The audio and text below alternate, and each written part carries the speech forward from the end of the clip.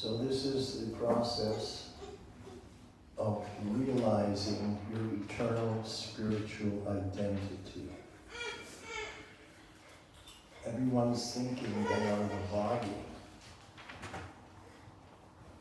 Everyone's thinking I am male or I am female. You're thinking that I'm English, and you have a passport to prove it. See?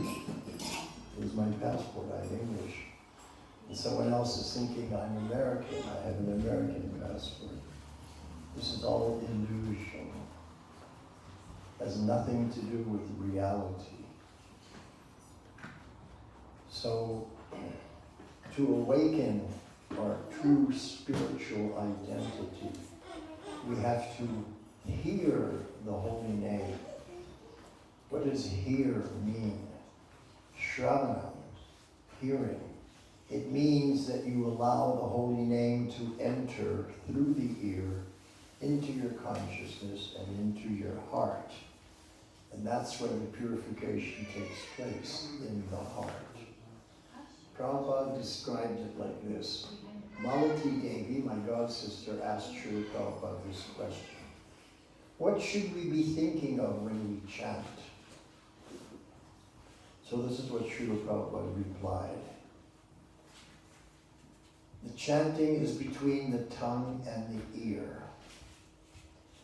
The tongue vibrates the holy names.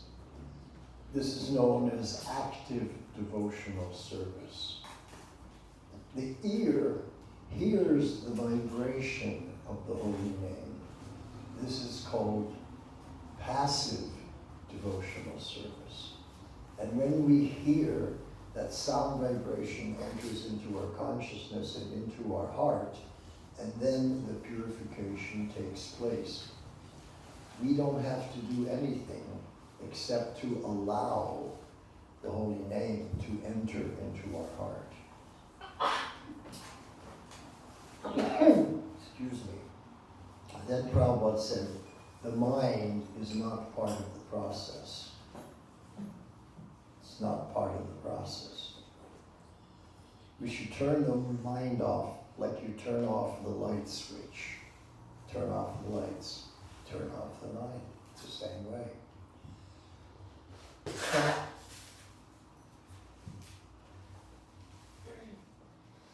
So a passive, peaceful mind allows us to hear the holy name. And then it can enter into our heart and purify us. What if we're thinking while we're chanting the holy name? Then what happens? Well, Srila Prabhupada said, then the mind is not part of the process. Then the mind is interrupting the process. How does it interrupt the process? Because when you think, you can't hear. When you think, you can't hear. And I'm going to prove it to you, not from my experience, not from Shastra. I'm going to prove it from your own life. Because if I can prove it from your life, then you'll remember. Are you ready for this? Yes. Yes? Yes. Think back to a time in the past. Either you were going somewhere or you were doing something.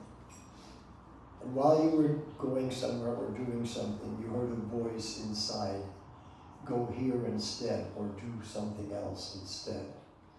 And you stopped and you thought about it and you analyzed it. And then you decided to continue with what you were doing. And then later on, you realized, oops, I should have followed the voice. How many people have had that experience? Everybody. So who was that voice? Well, I didn't discover who that voice was until 1990. In the winter, I was driving from New York to Los Angeles.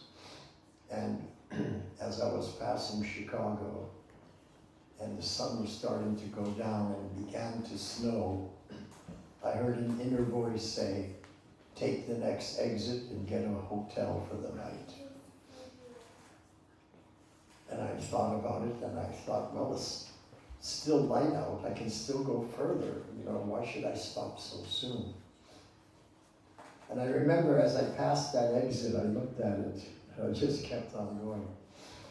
Well, what happened was, 10 miles down the road, it had been snowing for a long time, and half of that snow had melted and had become ice. So that highway was full of ice. So all of a sudden I'm driving and the car is starting to slide. I'm trying to keep control of the car. I'm turning the wheel this way and that way gently to counteract the turning, pumping gently on the brakes to slow down. But nothing was working. And then in my mind I had a vision that the car goes off the road, tumbles over and over, and is smashed. That vision came to me and I cried out, Krishna, help! And at that moment, the car turned at a 45-degree angle and went into a snowbank on the side of the road and came to a stop. And 1 second later, a big lorry carrying a huge trailer went by in that lane. And I realized if I had been in that lane 1 second earlier, I would have been mashed potato, completely finished. So I was sitting in that car, I was shivering. I almost lost my life by 1 second. Why didn't I follow that voice? I was asking myself, and who was that voice? And how did the voice know the future? And then I came to the conclusion, only Krishna knows the future. Nobody else knows the future. My mind doesn't know the future. So I realized that Krishna had warned me, take the exit off the road. There was danger ahead, but I never followed. So from that experience, I decided I have to train myself to always follow that voice, that inner voice of Paramatma. And so, because I almost lost my life, I took it very seriously. Now, all of you in this room right now, you have some questions in your mind. And most of you are thinking the same question. So I'll answer that question first. Most of you are thinking, how do I know which is the voice of Paramatma and how do I know which is the voice of my mind? Is that what you were thinking? Okay. So here's the answer. Paramatma is Krishna. He knows everything past, present, and future. So he just appears in your consciousness in 2 seconds and tells you what to do. Take the next exit, get a hotel. And vanishes. He just comes, speaks, and goes. The mind analyzes. Why does the mind analyze? Because the mind doesn't know past, present, and future. And as the mind analyzes, it's analyzing based on the present knowledge that we have. We don't have future knowledge. So when we hear that voice, we have to train ourselves to follow it. And that's called Paramatma realization. We have to become Paramatma realized, like Srila Prabhupada was. Prabhupada was preparing to go to London to start the Krishna consciousness movement. His Guru Maharaj had sent his other godbrothers there. Paramatma says, no, go to New York. So he went to New York. Paramatma said, do like this, so he did like that. Paramatma said, say like this, so he said like that. And that's how a 70-year-old man could spread the Hare Krishna movement all over the world in 10 short years, in so many different countries. because he just followed what Krishna told him. Now everybody can become Paramatma realized if we just learn to follow that inner voice. And it's not easy.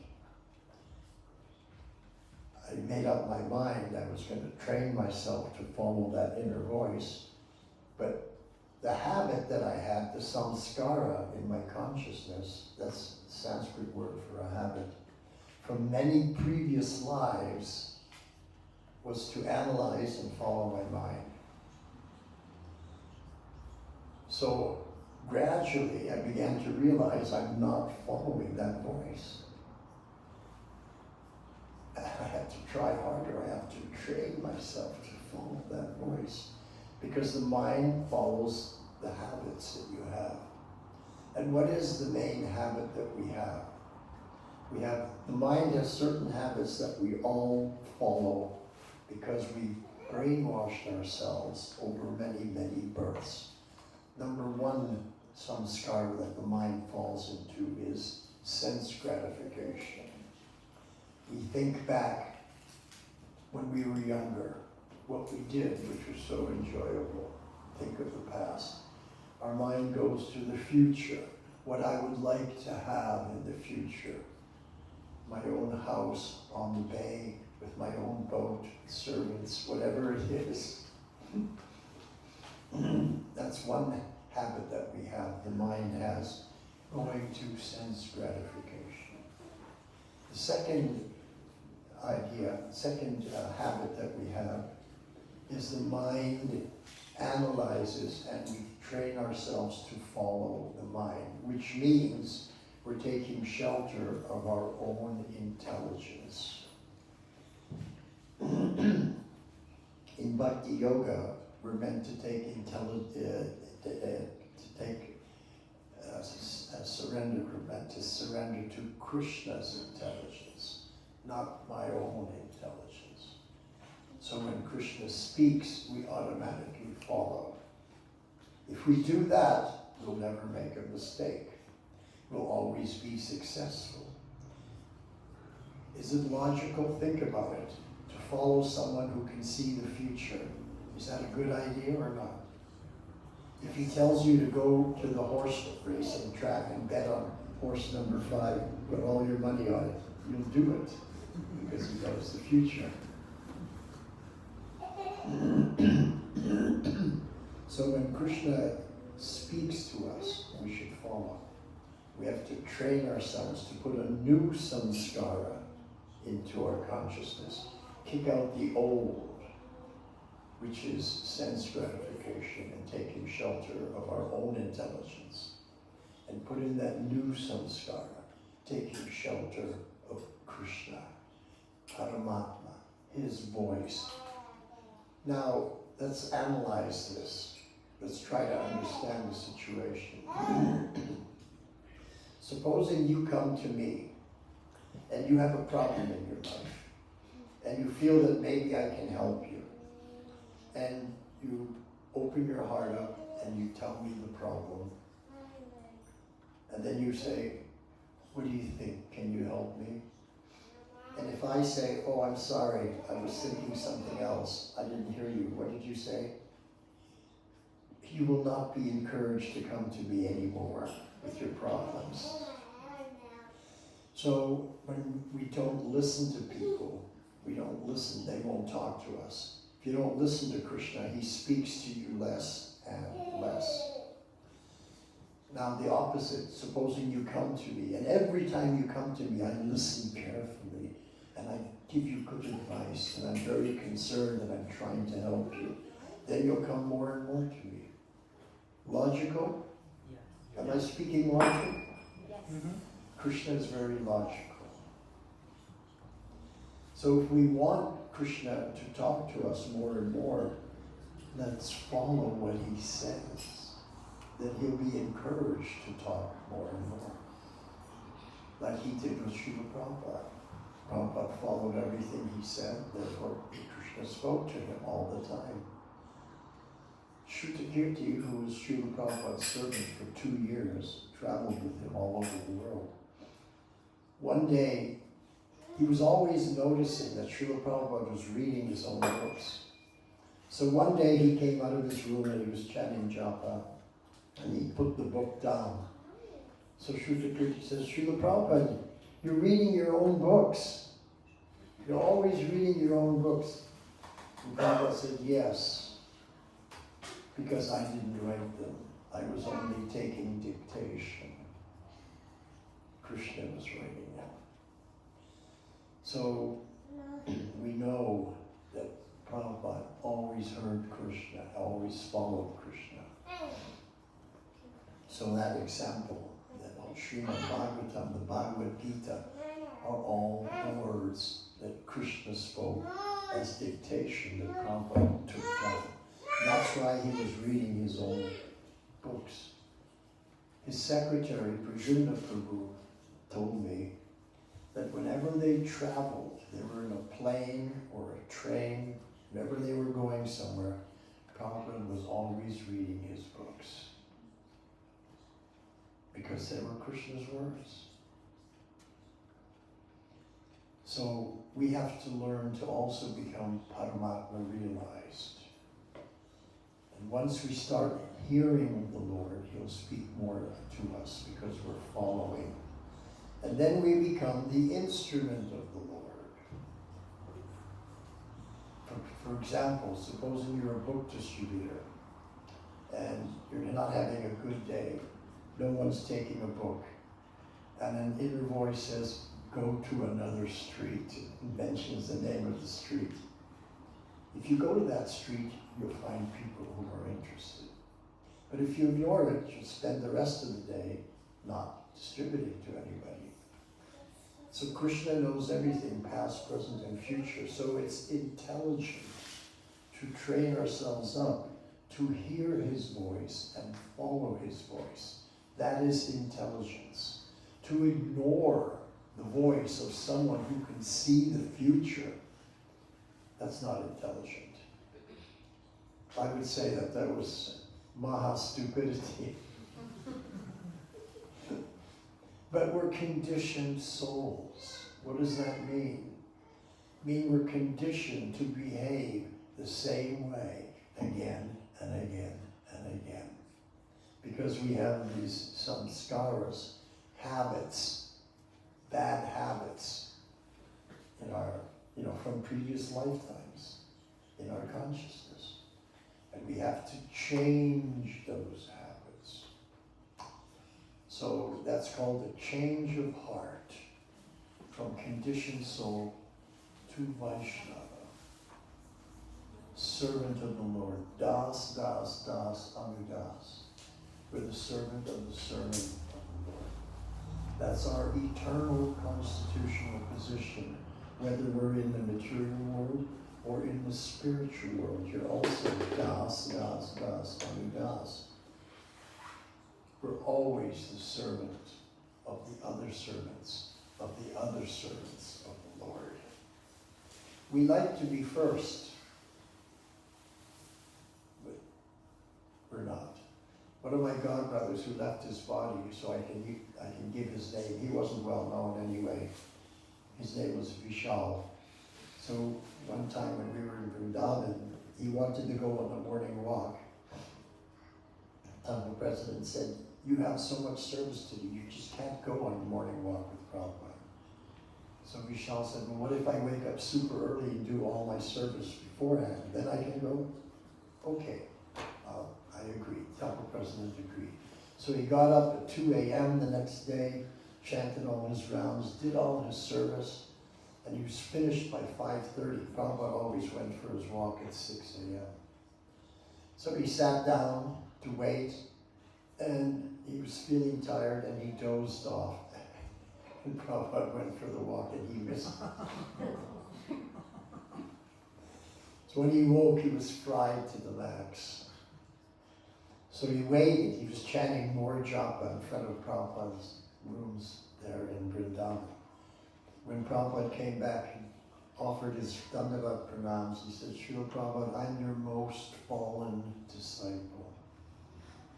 And when he got up, Prabhupada looked at him and said, you're not the most of anything.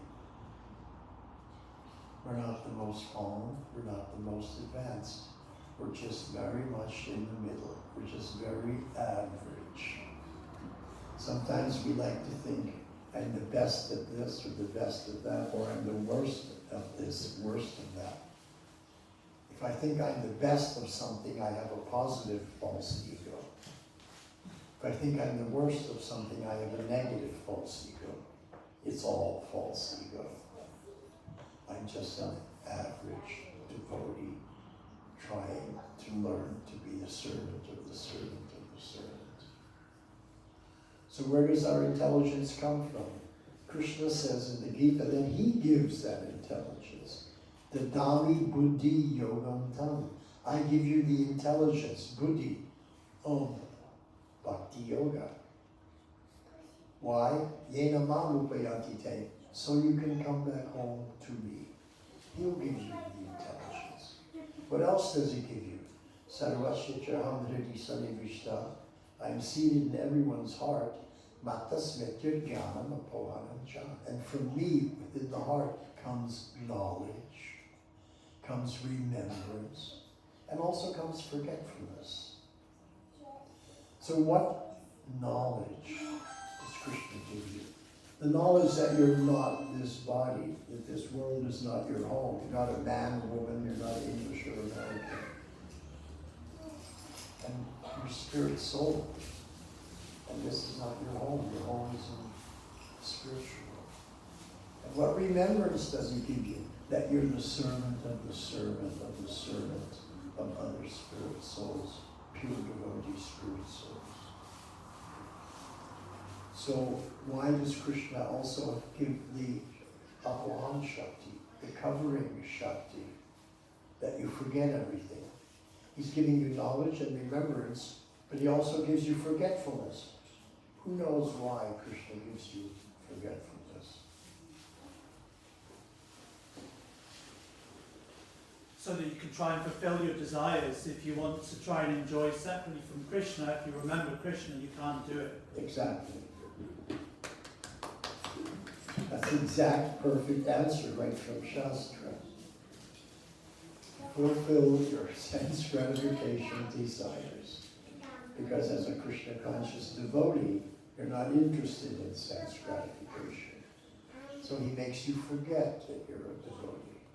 Now I can enjoy sense gratification. Krishna is so kind. He fulfills your desires, even though it's against Krishna's best interest. He wants you to become a devotee. He doesn't want you to be absorbed in sense gratification. But because you want it, he fulfills your desire.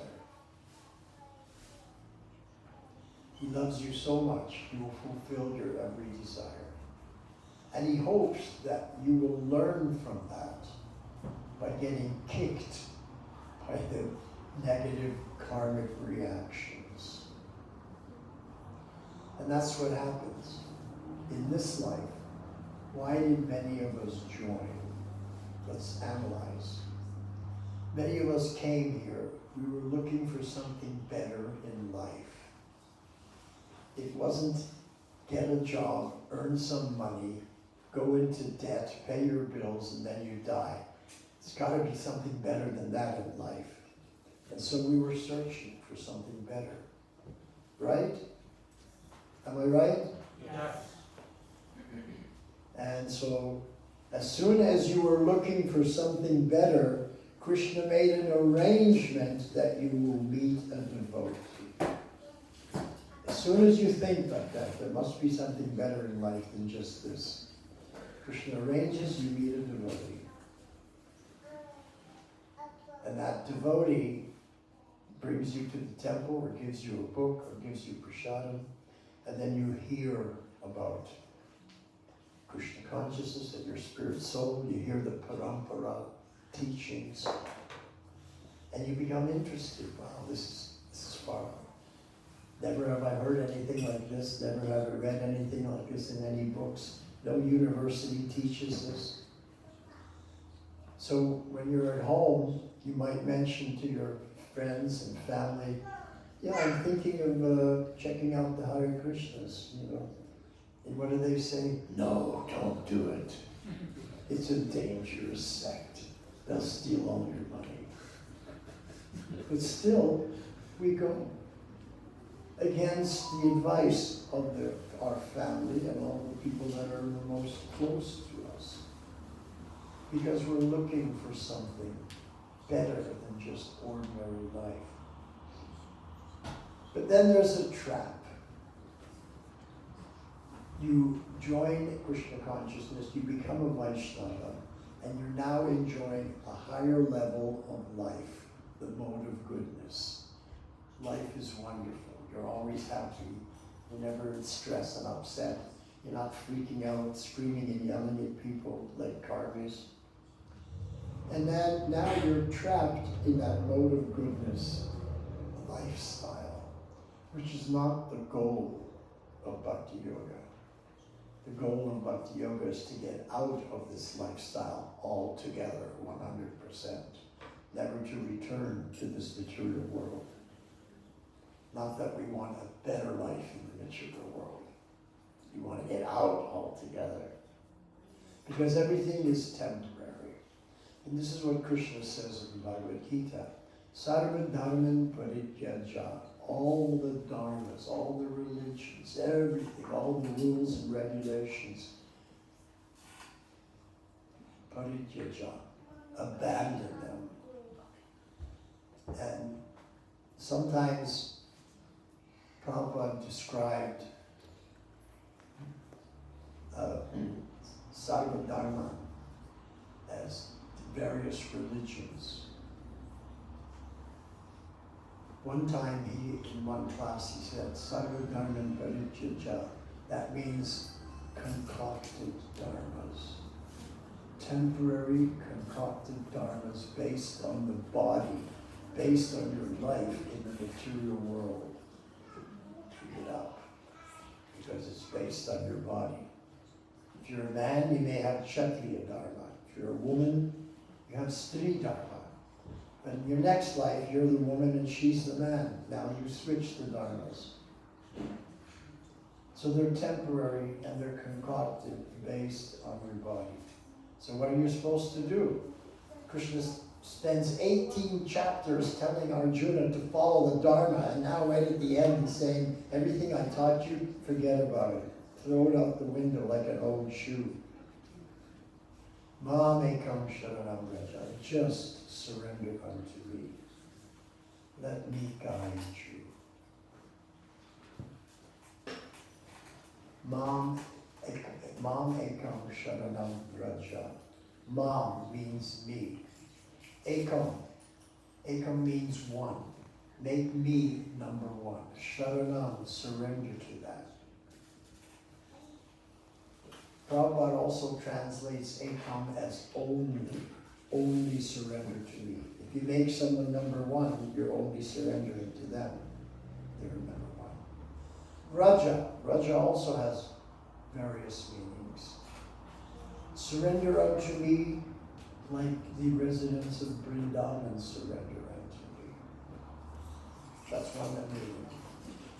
Another meaning is the Sanskrit word vrajana means tirtha parikrama. Mamekam sharanam vraja means surrender to me wherever you go. So I was thinking about this, trying to get the deep meaning. And then one day I had a realization that when I go from one room in my house to another room, I'm going somewhere. Before I was thinking if I go to one place to another place. But anywhere I go to, Ma mekam sharanam vrajam, surrender to me wherever you go. Then I realized the deep meaning. Krishna is saying, surrender to me every step you take. Every step you take, you're going somewhere. So how to do that? So I'm thinking how to train myself to to always think of Krishna every step I take. So I live on the second floor in Vrindavan. So my first idea was every time I go up and down the stairs, every step will be Hare Krishna, Krishna Krishna, Hare Hare, Hare Rama, Rama Rama, Hare Hare. So whenever I was going anywhere and there were stairs, people would take the lift, I'd say, I'm going to walk up.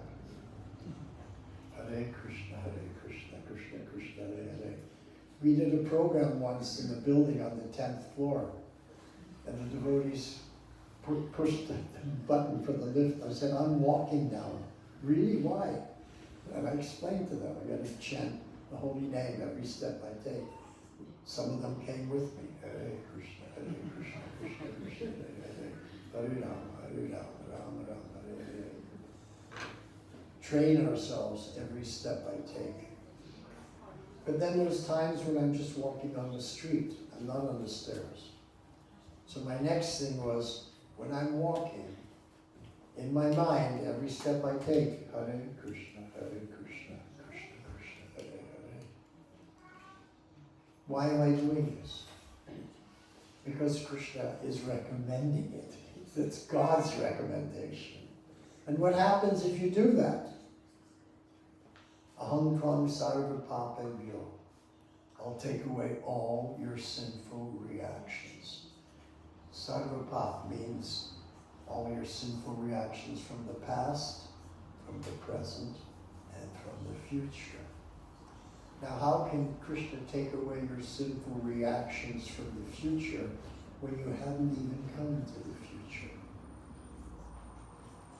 Because the seeds of those sinful reactions are in the heart. And when you come to the future, you would commit those sinful actions. So Krishna is not only taking away the sinful reactions from past and present, but he's taking away the seeds in your heart, so when you get to the future, you don't commit those sinful actions. Moksha Ishyami, it's first tense, present tense, first person. Moksha Ishyami, I will give you liberation. I will bring you back home, back to Godhead. Moksha Isyati is third person. He will give you. But Krishna is speaking in the first person. Moksha Isyami, I will bring you back home, back to Godhead. And then he says, Ma Suchaha. What does that mean? Do not fear. Do not fear. Why do we have fear? To follow Krishna. Krishna is saying, follow me. Don't fear. Why are we afraid to follow Krishna? Because we don't really have faith that he's God. You know all the answers. We don't fully believe that Krishna is God. We have an idea. We have faith in that Prabhupada's telling us the truth, but we're lacking in experience. Why are we lacking in experience? Because I'm sleepwalking through my bhakti yoga process instead of being fully awake. I'm not hearing the Lord speaking to me. I'm not following what the Lord is saying to me. So he says, do not fear. And we're fearing because we have doubts. What you don't know is fear of the unknown. So when Krishna says Ma Suchaha, what is he really saying? Have faith in me. Almost, but more directly, what's he saying? He's saying, trust me. Krishna's saying, trust me. And that's when I realized that is the problem of everyone in the material world. We do not trust Krishna. Even in this one, we don't trust Krishna. This is 18th chapter, shloka 66. And Krishna says, this is the most confidential knowledge. Don't reveal it to everybody. Only to my devotees reveal it. It's confidential knowledge. And then, the very end of the Gita, after Arjuna has asked so many questions, and Krishna has answered all his questions, then right at the very end, Krishna asks a question for the first time. What does Krishna say? He says, Arjuna, have you listened attentively to what I have spoken to you? Are you now ready to follow my instruction? That's the question Krishna asks Arjuna. It's the question he's asking every one of us also. And what is Arjuna's answer? Arjuna answers, yes, I have heard attentively everything you told me. Please instruct me. I will do whatever you ask me to do. And Prabhupada said, that is the meaning of Gita. Nothing else is the meaning of Gita. Arjuna's understanding is the meaning of Gita. That we've heard what Krishna has said, and now we're ready to follow his instructions. And that's called Bhakti Yoga. Or it's also called Krishna consciousness. Hearing the Lord and following what he says, that's Krishna consciousness. And if we do that, we go back home in this life. In the 8th chapter, Shloka 5, 6, 7, and 8. Bhagavad Gita 8.5, 8.6, 8.7, 8.8. Four shlokas. Krishna repeats the same instruction. In Sanskrit, whenever something is repeated 3 times, it's considered extremely important. Well, here, Krishna repeats it 4 times. What is he saying in these 4 shlokas? The same thing. If you remember me at the time of death, certainly you will attain my nature, you will come to me. Of this there is no doubt. Asamshaya. There is no doubt of this. So how can you remember Krishna at the end of your life? That you don't come back here. Who wants to know? Okay. Everyone knows that Krishna and Krishna Nam is no difference. Krishna and his holy name are the same. All you have to do now is remember the holy name at the time of death. You don't have to remember Krishna Lila or Krishna's whatever qualities or his forms. Just remember his holy name, because his holy name is non-different than him. So if you remember the holy name of the Lord, you'll attain Krishna's nature. That's what he says, asamshaya. There's no doubt about this. But what happens at the time of death? Everyone is terrified. Why are we terrified? Because our whole life flashes in front of us, and we remember all the sinful things we said, we did, we thought about, especially before we became devotees, and we become terrified that maybe I have to suffer the reaction from these things. And if you hear the Yamadutas coming, you should be terrified. And how will you know if the Yamadutas are coming? First, you'll experience the howling of the wind. Oh, like a huge storm in your consciousness. And then you'll hear the howling of jackals. Oh, oh. And you'll hear chains rattling. And you'll hear steps coming closer and closer and closer.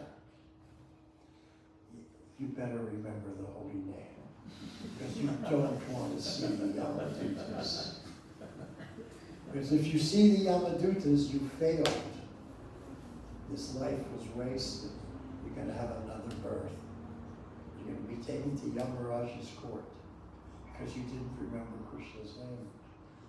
So how can we be sure that we're always going to be able to remember Krishna's name at the time of death? That's what japa is all about. Japa is to put in some skara in your consciousness, a habit that your mind goes to the holy name. 16 rounds every day, every week, every month, every year. And you don't even have to do it your whole lifetime. Just do it from this moment on. Don't look back. From this moment on, let's get serious about going back to Godhead. And why should we be serious about going back to Godhead? Well, there's so many reasons. Number one is that if you go back to Godhead, all of your family members also get that opportunity. They may decline. Some people like the material world, but they get that opportunity. That's one reason why you should do it, because there's no greater benefit you can give to your family members than for you to go back home, back to Godhead, so they also get that opportunity. What's the second reason? Even more important.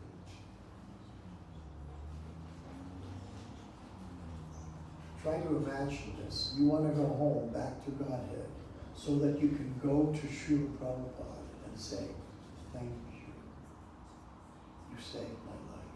It's because of you that I've come back home. You want to say thank you to Prabhupada. And what happens if you don't go back to Godhead? Take birth again. Prabhupada's going to wonder, what happened? Nobody came back to Godhead. I worked so hard for their benefit. No one came back. He may think I was a failure. How could we do that to Prabhupada, to make him think he was a failure? Because he wasn't. We were the failure. And if we all go back home, back to Godhead, all the residents of Goloka will come to Prabhupada and say, you did a fantastic job. Look how many people, even from the UK, are coming back to Godhead.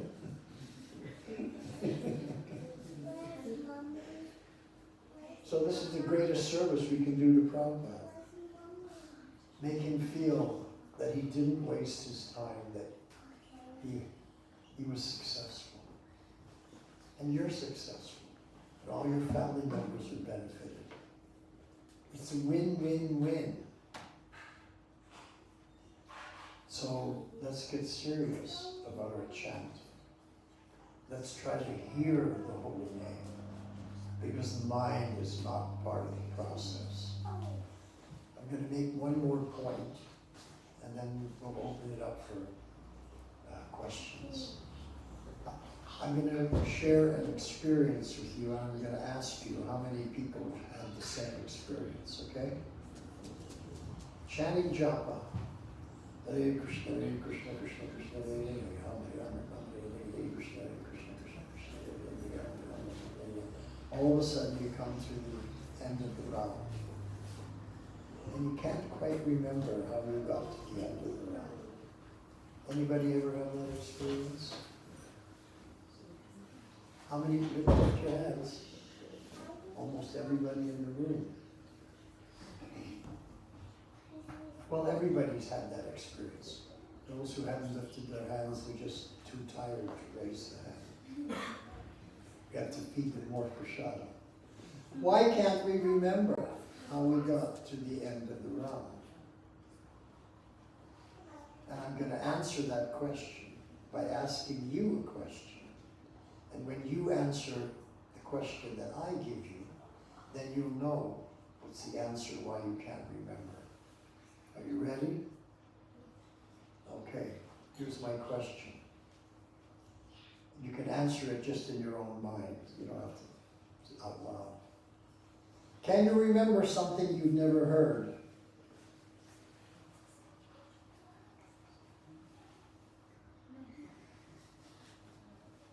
What's the answer? No. How many people say no? Well, it's logical. You can't remember something you've never heard. That's why you can't remember how you got to the end of the round, because you didn't hear the chanting. Why not? Because you were thinking. When you think, you can't hear. I already told you that. When you think, you cannot hear. Write it down in your phone. When you think, you cannot hear.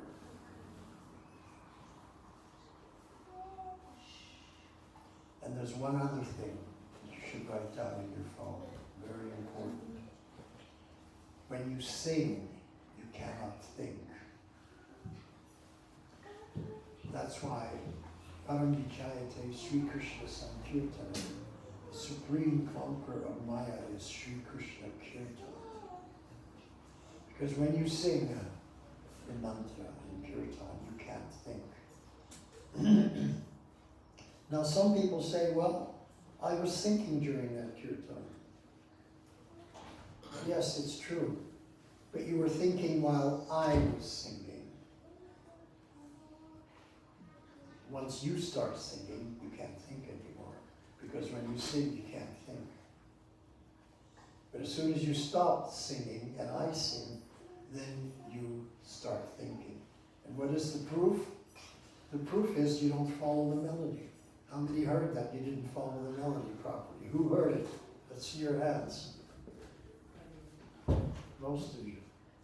Some people didn't follow what I was doing because they didn't hear. They just were on automatic pilot. Oh, he's doing the same melody, but I wasn't doing the same melody. Hare Krishna. Have you learned something today? Yes. Thank you very much. Any questions or comments? Okay, you were first. Hare Krishna, bro. Hare Krishna. Thank you for mentioning that point about how you can differentiate the voice that you hear in your head, whether it's your mind or whether it's Paramatma. Yeah, I already answered that But question. I have one more follow-up question. Sorry? I have one more follow-up question. Okay, do you remember the answer to the question? Paramatma comes and speaks in 2 seconds and is gone. Your mind analyzes for minutes. That's how you know. Yeah. Okay. Sometimes the mind can also give an urge that just comes in and out like that. Just it can also be like 2 to 3 seconds. So how? That urge is for sense gratification, to do something. We're just talking about not what we're doing, but what we're hearing. We hear, like I was driving my car, and the voice said, take the next exit, get a hotel for the night. I was driving the car, but I didn't hear.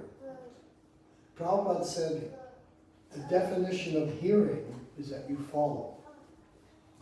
If you didn't follow it, you didn't hear it. That's the Sanskrit definition of hearing. It went in this ear and came out the other ear. That's not hearing. Hearing is it goes into your heart and you follow what you've heard. That's called hearing. That's the Vedic understanding of hearing. We have the 20th century, 21st century Maya understanding of hearing. Comes in this ear, goes out the other ear. What time is it now? 7 o'clock. What were you doing yesterday at 7:01?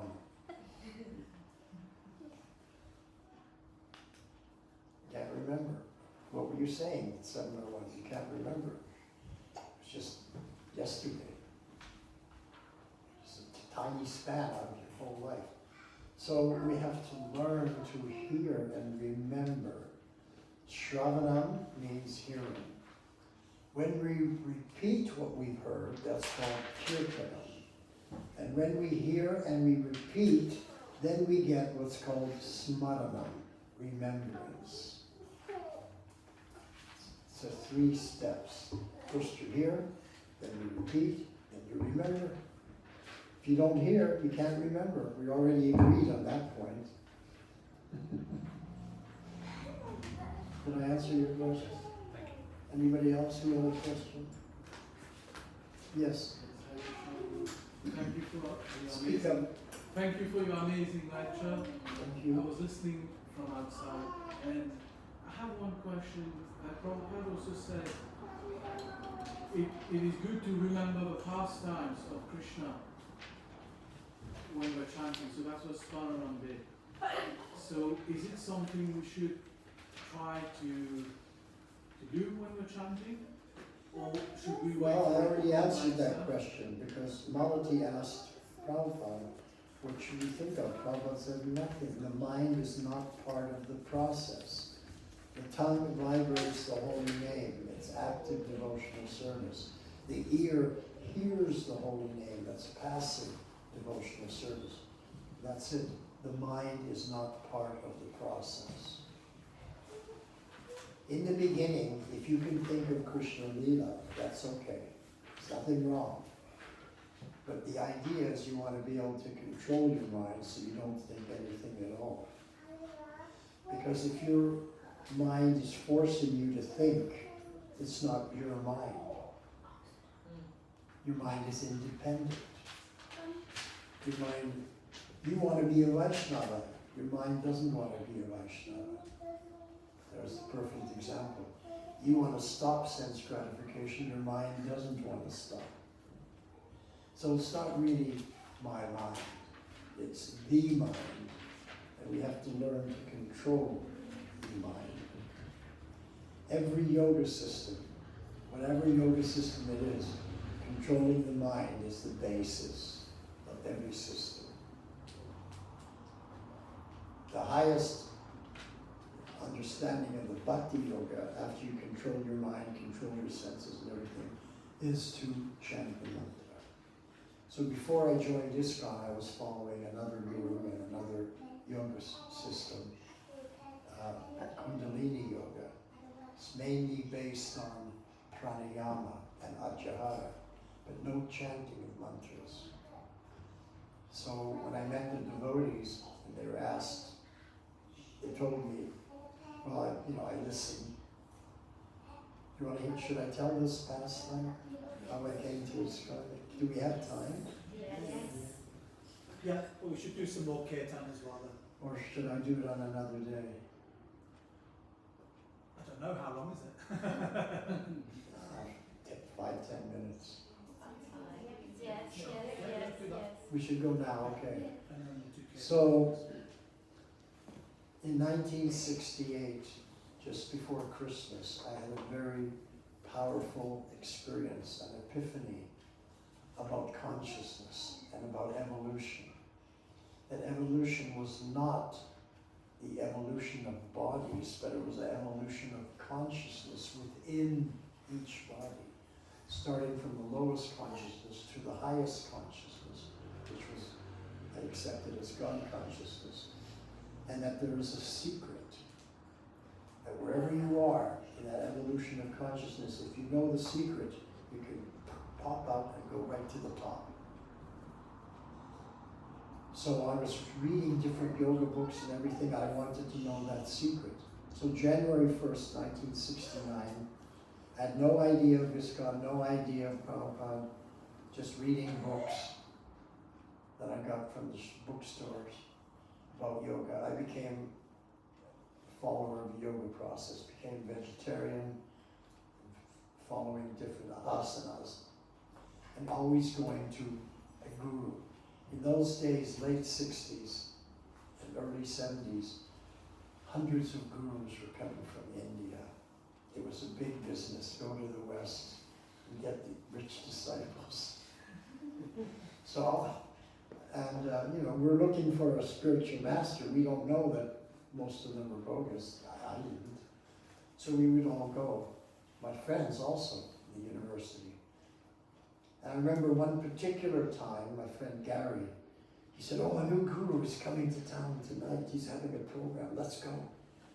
And I said, oh, I already had booked an engagement this evening. I can't go.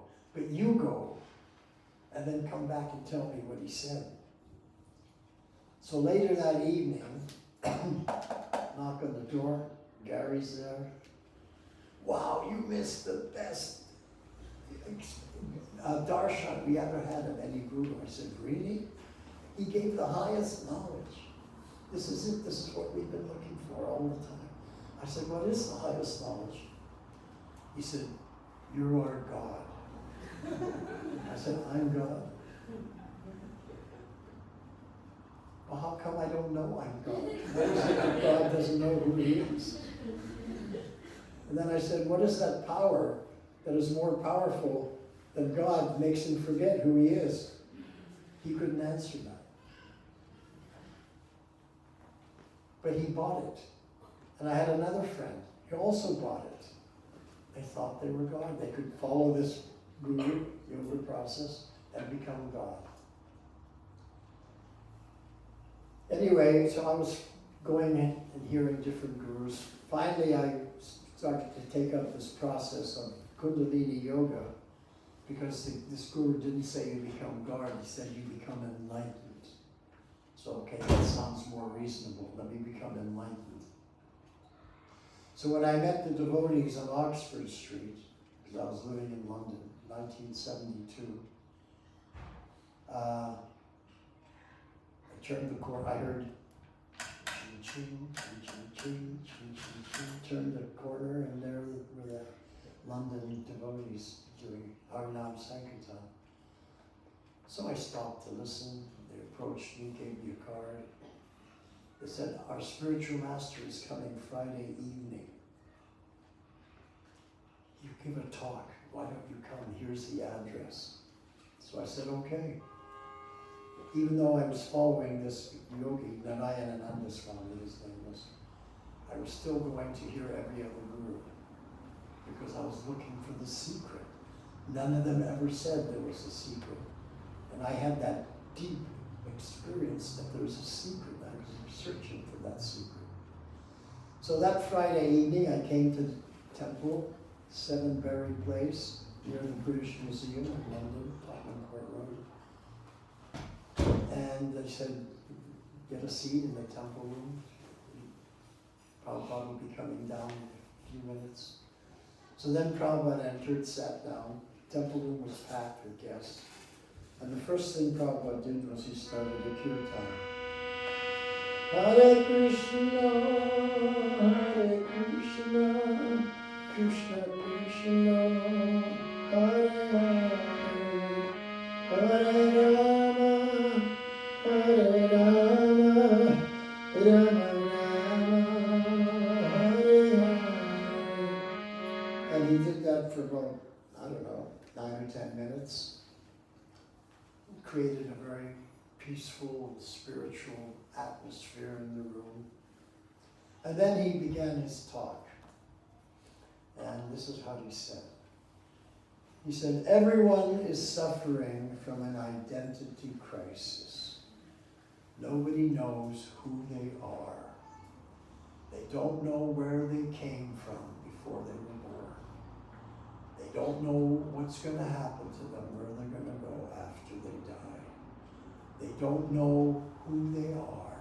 They don't know what am I supposed to do while I'm here on this planet. What is my purpose?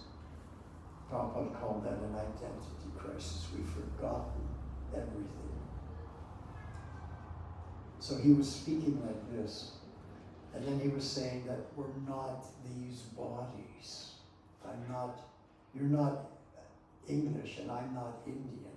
We're spiritual.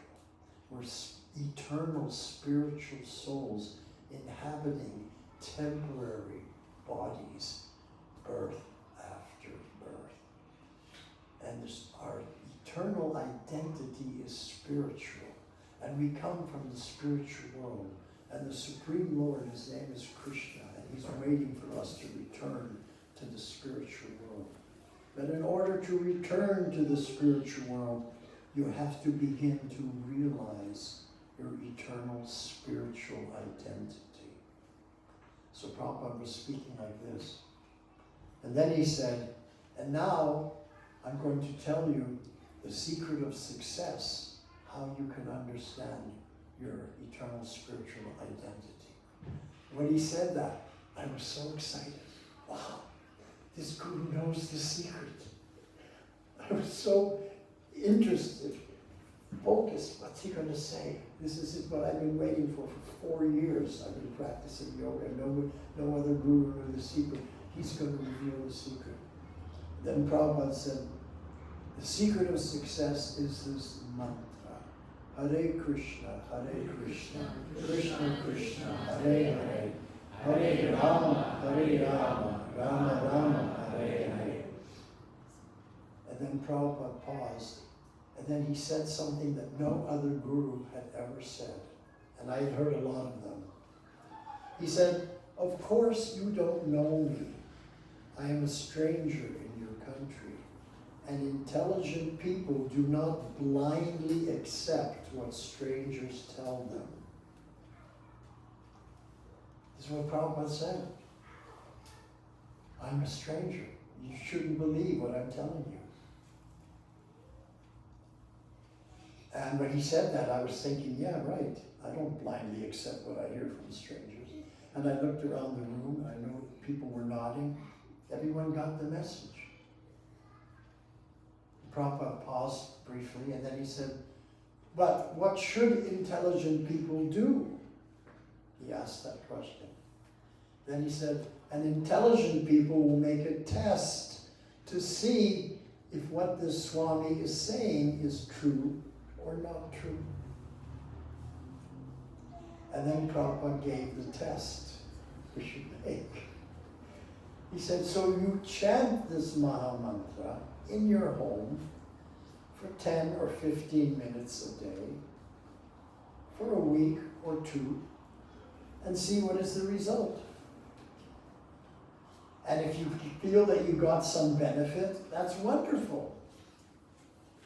But if you feel you didn't get a benefit, still there is no loss, because I'm not charging for this mantra.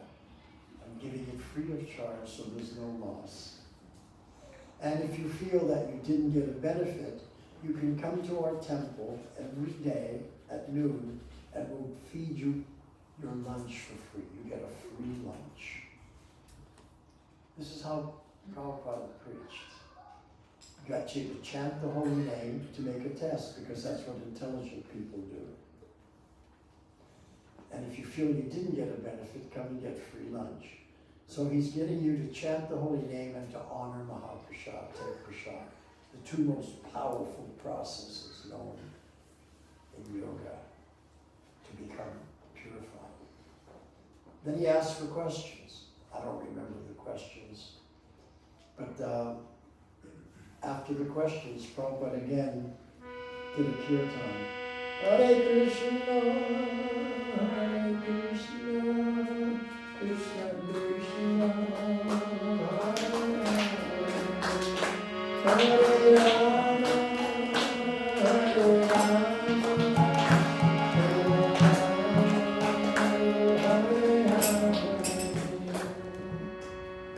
and then he thanked everyone for coming, and that was the end of the talk, and he went back up to his room.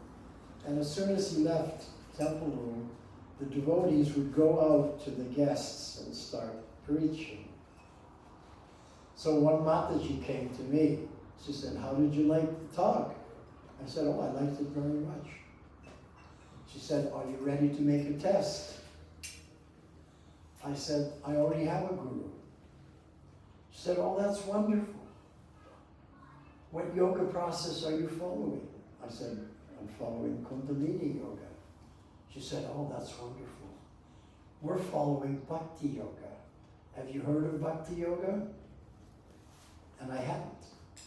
For 4 years, I've been reading all kinds of books. I've never heard of Bhakti yoga. None of these Mayavadis ever mentioned it. So I said, no, I've never heard Bhakti yoga. She said, oh, that's the process that's next after Kundalini yoga. That's the next higher process. She was a good preacher. I said, oh. She said, my spiritual master has written so many books. You should read those books. Anyway, to make a long story short, I went home, Bhagavad Gita as it is, Sri Upanishad and Krishna book. But I was still continuing my Kundalini Yoga sadhana every day. But one afternoon, a couple of days later, I decided to start reading the Gita. So I was reading the Gita, and I liked it. I was reading and reading. And then I came to that part where Krishna says to Arjuna that I am God. And when Krishna says to Arjuna that he's God, I put the book down. And I was thinking, here's another one who says he's God. Is he like these Indian swamis? Is Krishna? Everybody's God. So, but I was thinking that I liked what Krishna said earlier in the Gita, so I decided, let me continue reading, see what happens. So then a little later on, Arjuna says, oh, you are God? Can you prove it? Can you show me your universal form? And then Krishna says, sure, no problem. Then the next chapter, his universal form is described in great detail. And I went, wow, Krishna proved that he was God. None of these other gurus ever prove it. They want you to blindly accept without any proof. But still I had one doubt.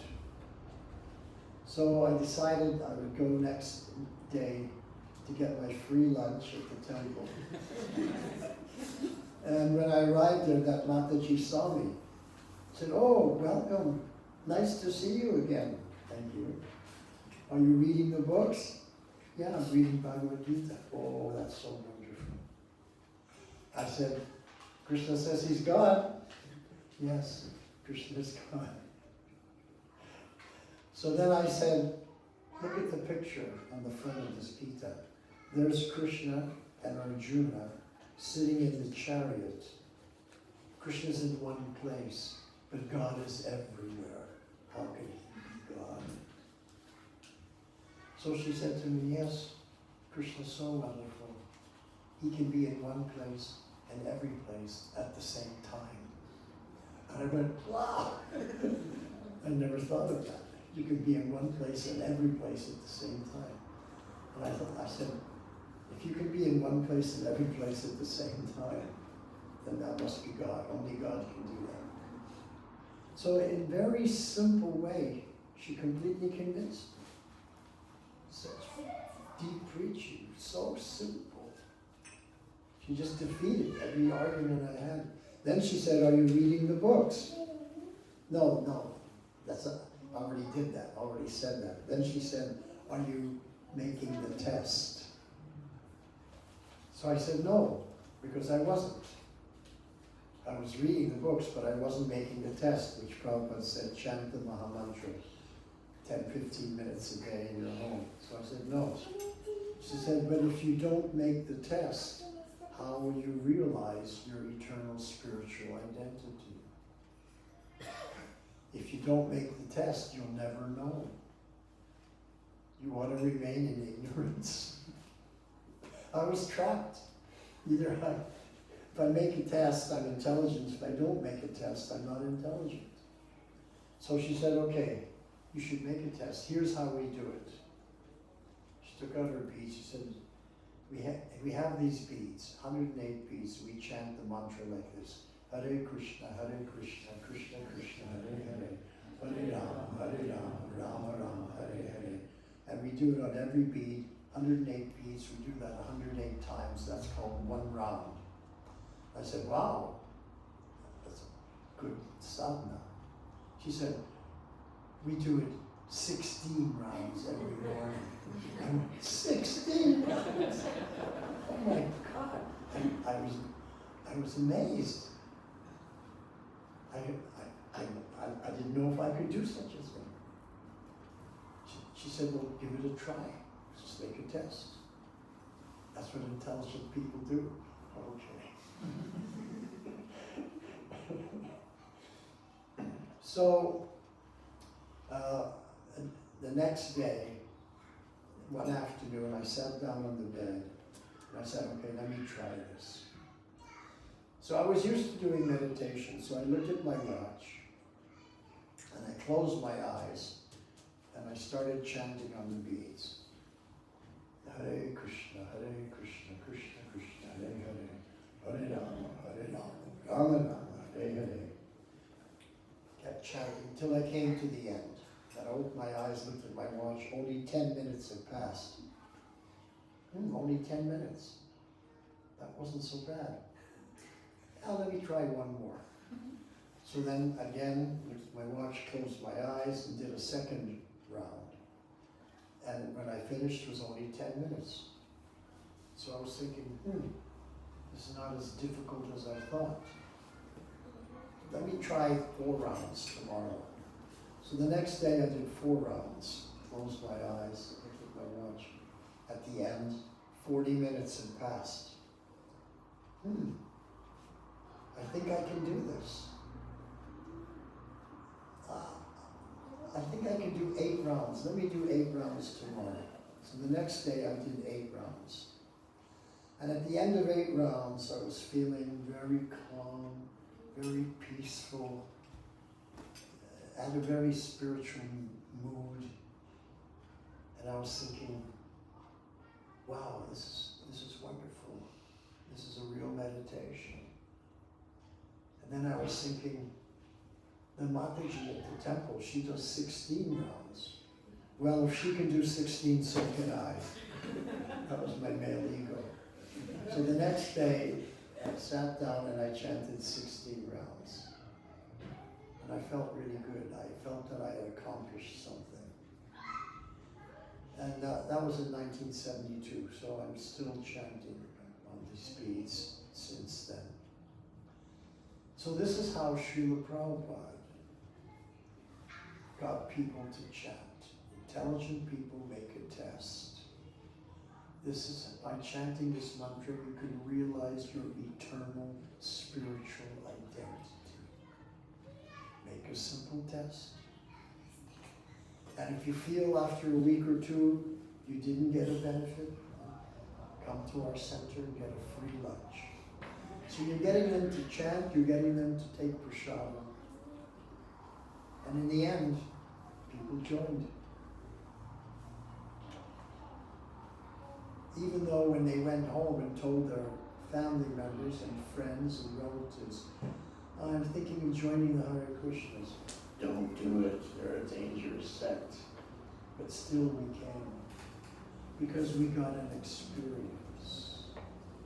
So Bhakti Yoga is not a belief system, it's not a religion, it's experiential. You can experience something which is real, which changes your life. Okay, Hare Krishna, 10 minutes over. I promised I'd be finished in 10 minutes. Any other points for discussion?